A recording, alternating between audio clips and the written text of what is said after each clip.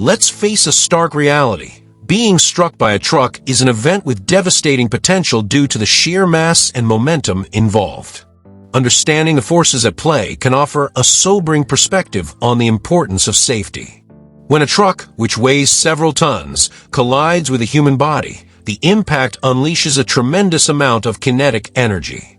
This energy transfer results in significant trauma through several mechanisms. Blunt force trauma. The initial impact delivers a massive force to the body. This can cause immediate and severe damage to internal organs, bones, and soft tissues. Organs can be crushed or ruptured, and bones can fracture in multiple places.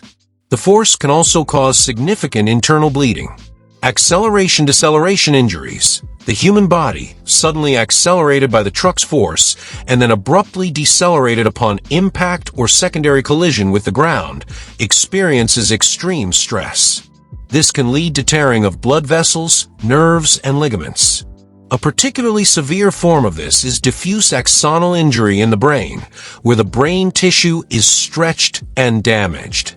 Crushing injuries. If the body becomes trapped under the truck's wheels or frame, the immense weight can exert crushing forces, leading to severe tissue damage, loss of limbs, and potentially death. Secondary impact. After the initial collision with the truck, the body is often thrown forward, resulting in a secondary impact with the ground or other objects. This secondary impact can cause additional injuries, including head trauma. The severity and specific types of injuries depend on numerous factors, including the size and speed of the truck, the point of impact on the body, and whether the person is thrown or dragged.